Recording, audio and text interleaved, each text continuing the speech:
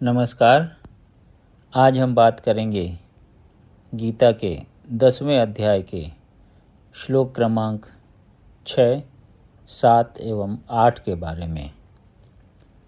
महर्षयः सप्त पूर्वे चत्वारो मनवस्तथा मद्भावा मानसा जाता येषां लोक इमाः प्रजाः।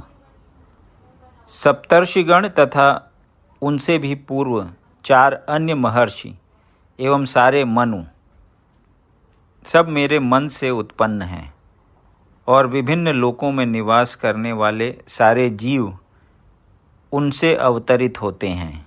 तात्पर्य: भगवान यहाँ पर ब्रह्मांड की प्रजा का आनुवंशिक वर्णन कर रहे हैं।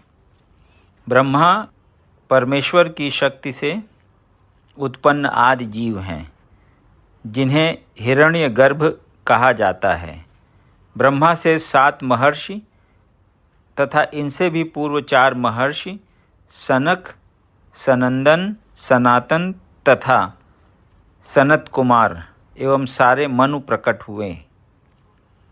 ये 25 महान ऋषि ब्रह्मांड के समस्त जीवों के धर्म पथ प्रदर्शक कहलाते हैं। असंख्य ब्रह्मांड हैं और प्रत्येक ब्रह्मांड में असंख्य लोक हैं और प्रत्येक लोक में नाना योनियां निवास करती हैं। ये सब इन्हीं 25 प्रजापतियों से उत्पन्न हैं।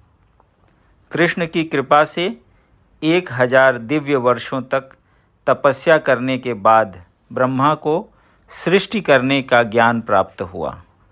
तब ब्रह्मा से सनक, सनंदन, सनातन तथा सनत कुमार उत्पन्न हुए। उनके बाद रुद्र तथा सप्तर्षि, और इस प्रकार फिर भगवान की शक्ति से सभी ब्राह्मणों एवं क्षत्रियों का जन्म हुआ। ब्रह्मा को पितामह कहा जाता है और कृष्ण को प्रपितामह, पितामह का पिता। इसका उल्लेख भगवत गीता के 11वें अध्याय 11.39 में किया गया है।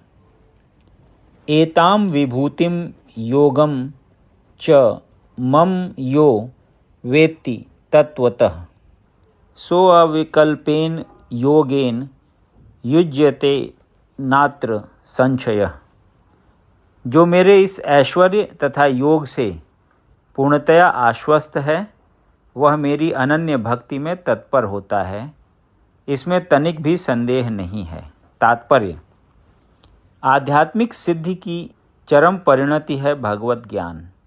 जब तक कोई भगवान के विभिन्न ऐश्वर्यों के प्रति आश्वस्त नहीं हो लेता, तब तक भक्ति में नहीं लग सकता। सामान्यतया लोग इतना तो जानते हैं कि ईश्वर महान है, किंतु यह नहीं जानते कि वह किस प्रकार महान है। यहाँ पर उसका विस्तृत विवरण दिया गया है। जब कोई यह जान लेता है कि ईश्वर कैसे महान है, तो वह सहज ही शरणागत होकर भगवत भक्ति में लग जाता है। भगवान के ऐश्वर्यों को ठीक से समझ लेने पर शरणागत होने के अतिरिक्त कोई अन्य विकल्प नहीं रह जाता। ऐसा वास्तविक ज्ञान भगवत गीता, श्रीमद् भागवत तथा अन्य ऐसे ही ग्रंथों से प्राप्त किया जा सकता है। इस ब्रह्मांड के संचालन के लिए विभिन्न लोकों में अनेक देवता नियुक्त हैं, जिनमें से ब्रह्मा, शिव, चारों कुमार तथा अन्य प्रजापति प्रमुख हैं। ब्रह्मांड की प्रजा के अनेक पितामह भी हैं और वे सब भगवान कृष्ण से उत्पन्न हैं। भगवान कृष्ण समस्त पितामहों के आदि पितामह हैं। ये रहे परमेश्वर के कुछ ऐश्वर्य। जब मनुष्य को इन पर अटूट विश्वास हो जाता है, तो वह अत्यंत श्रद्धा समेत तथा संशय रहित होकर कृष्ण को स्वीकार करता है और भक्ति करता है। भगवान की प्रेमा भक्ति में रुचि बढ़ाने के लिए ही इस विशिष्ट ज्ञान की आवश्यकता है। कृष्ण की महानता को समझने में उपेक्षा भाव न बरतें, क्योंकि कृष्ण की महानता को जानने पर ही एकनिष्ठ होकर भक्ति की जा सकती है। अहम सर्वस्य प्रभवो मत्तः सर्वं प्रवर्तते इति मत्वा भजन्ते माम बुधा भाव समन्विताः। मैं समस्त आध्यात्मिक तथा भौतिक जगतों का कारण हूँ। प्रत्येक वस्तु मुझ ही से उद्भूत है। जो बुद्धिमान यह भली भांति जानते हैं वे मेरी प्रेमा भक्ति में लगते हैं तथा हृदय से पूरी तरह मेरी पूजा में तत्पर होते हैं।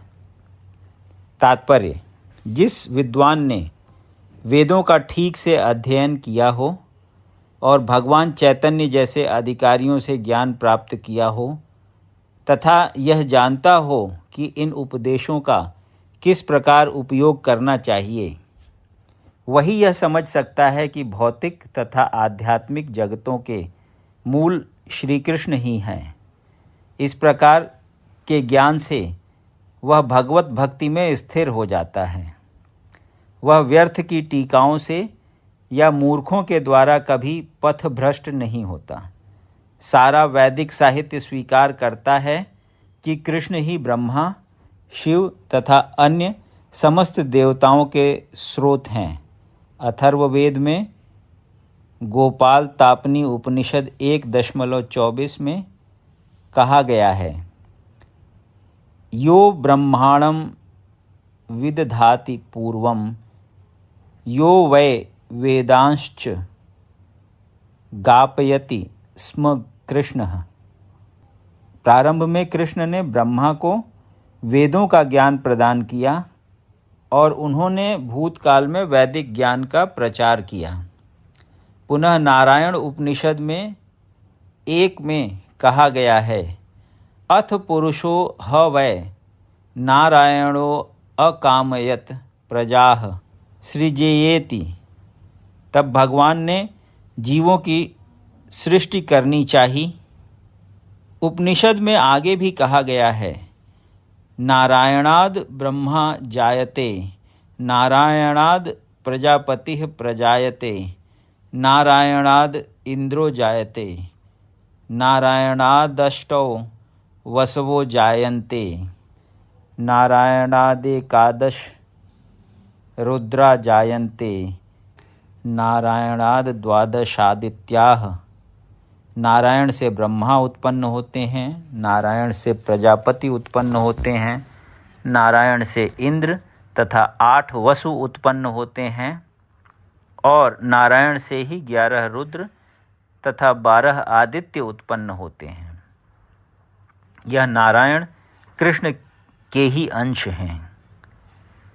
वेदों का ही कथन है, ब्रह्माण्यो देवकी पुत्रः, देवकी पुत्र कृष्ण ही भगवान हैं। नारायण उपनिषद 4। तब यह कहा गया, एको वै नारायण आसीन्न ब्रह्मा न ईशानो नापो नाग्निसमो नेमे द्यावा पृथ्वी न नक्षत्राणि न सूर्यः।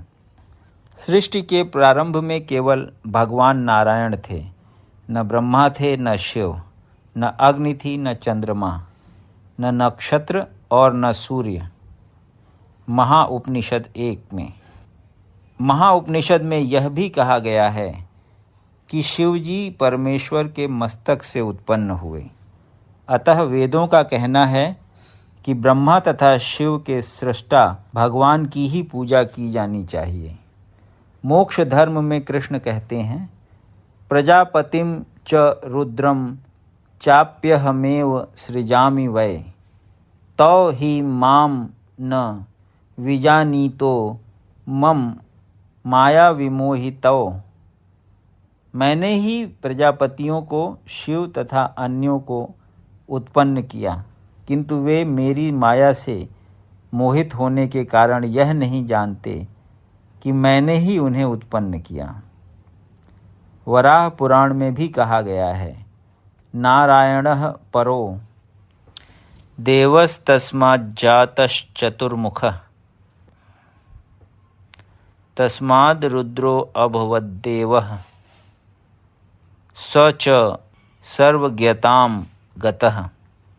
नारायण भगवान हैं जिनसे ब्रह्मा उत्पन्न हुए और फिर ब्रह्मा से शिव उत्पन्न हुए।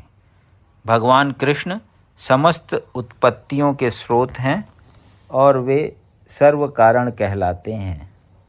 वे स्वयं कहते हैं, चूँकि सारी वस्तुएं मुझसे उत्पन्न हैं, अतः मैं सबों का मूल कारण हूँ। सारी वस्तुएं मेरे अधीन हैं, मेरे ऊपर कोई भी नहीं है। कृष्ण से बढ़कर कोई परम नियंता नहीं है।